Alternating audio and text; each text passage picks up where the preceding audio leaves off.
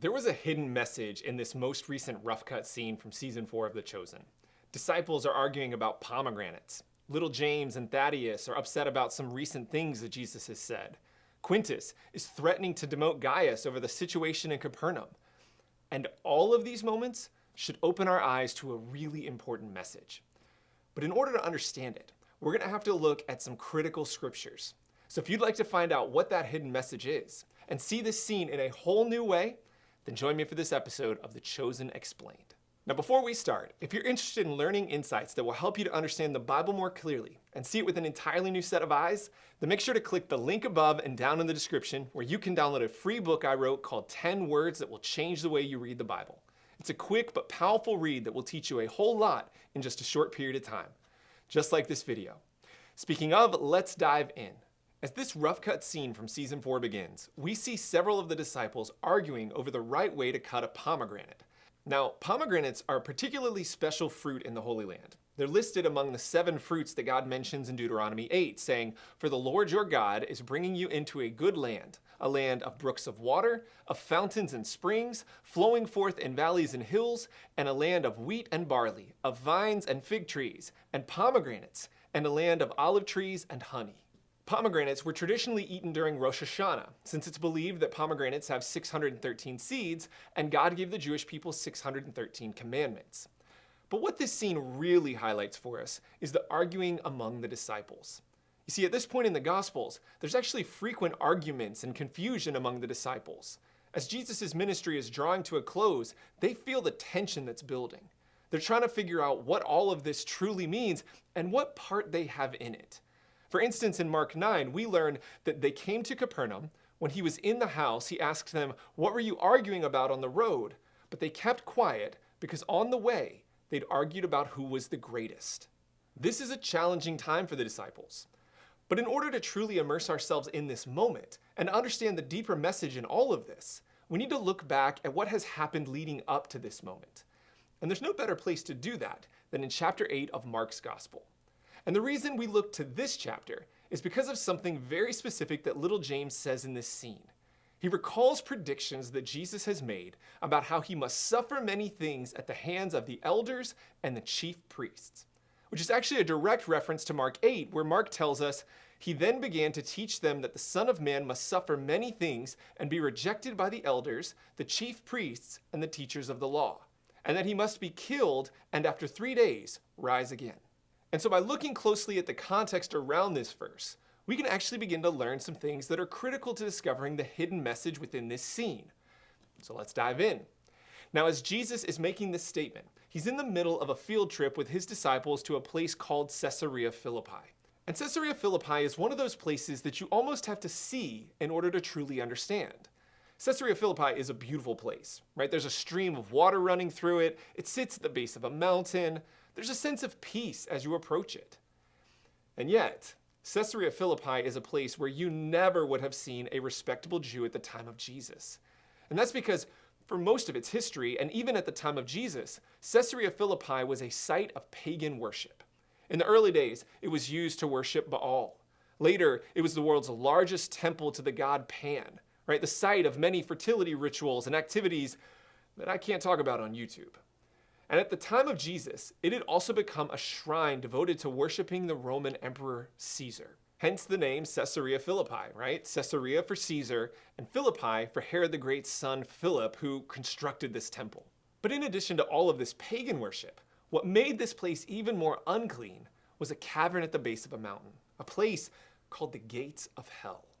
People believed that this was a place that went directly to the underworld. Sometimes people would actually sacrifice their children, sending them down into this deep cavern in hopes that this sacrifice to the gods would bless them with even greater fertility. It was a despicable place that no Jew would want to go to. And yet, Jesus takes his disciples here. And it's in this location that Jesus asks his disciples, "Who do people say that I am?"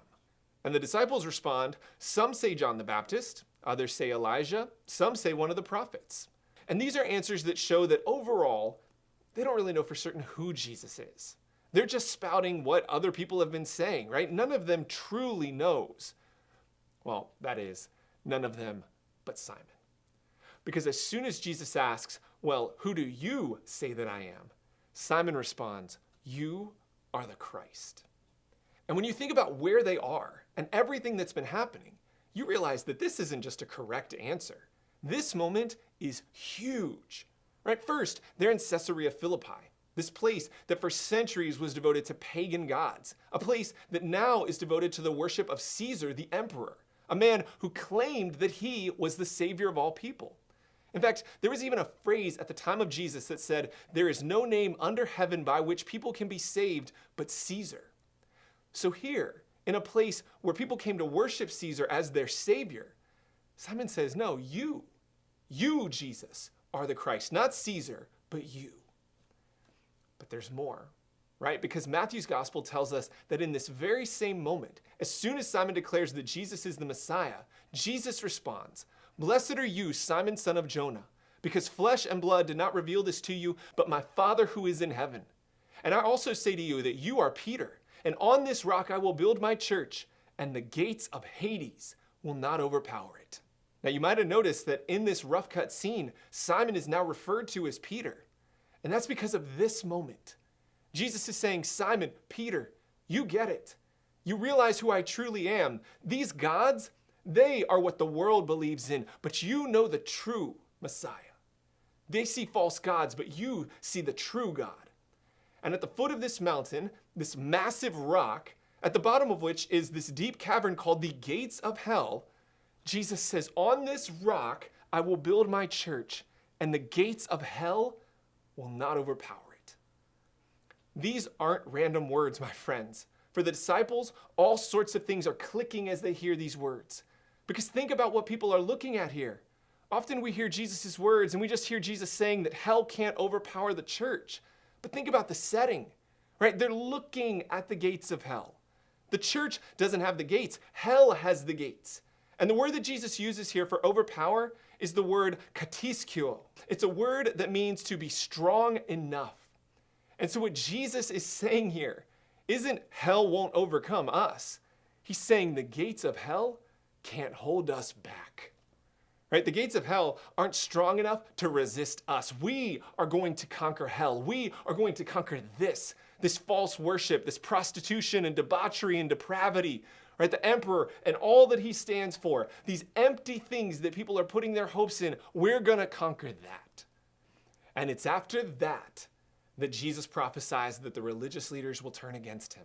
After that he will ride into Jerusalem as a king, which explains the other rough cut clip we saw, where Quintus is furious with Gaius for not getting rid of these Jesus followers. Right? No matter how you look at it, Jesus is a threat. He's a threat to the Jewish religious leaders. He's a threat to Rome and their empire. He is the Messiah who has come to save the world. He is more powerful than even their greatest generals. He is the God that their emperor claims to be. And at Caesarea Philippi, he made it quite clear. He's coming to bring his kingdom to this world, a kingdom far greater than their kingdom. And not even the gates of hell will be able to withstand it. I mean, in the end, he will win. And this is the hidden message that we need to glean from this story. Because this message that Jesus proclaimed 2,000 years ago is still true. Jesus is here to conquer the gates of hell. And nothing had better try to get in the way of that. I mean, let me ask you, right? Where have you seen churches forgetting that? Where have you seen churches forgetting their mission? Where have you seen us squabbling with each other rather than going after the gates of hell? Where have you seen us arguing over what kind of bread we have at communion, or what kind of carpet we put on the floor of the sanctuary, or what disagreement we have over some tiny theological details, while the gates of hell are holding strong? Because Jesus is saying, we're going after that, and it can't hold us back. I mean, some of you have been living at the gates of hell, right? You've been looking to this thing and that thing to save you. You've been turning to this God and that God. You might not call them gods, right? You might call them money or power or satisfaction, but you're putting your hopes there, and you're finding nothing but emptiness. Jesus is looking at you and he's saying, I can save you from that. I'm here to free you from that emptiness, from that pain, from that void. I'm here to bring you true salvation. This is the message that we need to glean from this scene. And this is the message that we all need to hear. Wherever you are as a follower of Jesus, you are here to attack the gates of hell, to free the oppressed and relieve the afflicted. We are on a mission.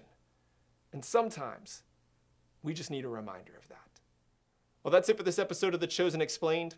Now, before you go, make sure to click the link above and down in the description where you can download my free book called 10 Words That Will Change the Way You Read the Bible. And if you enjoyed this video and you'd like to see more videos like this that will help you to see the Chosen and the Bible in an entirely new way, then just click this link right here. Thank you so much for watching. Have a great week, and we'll see you next time.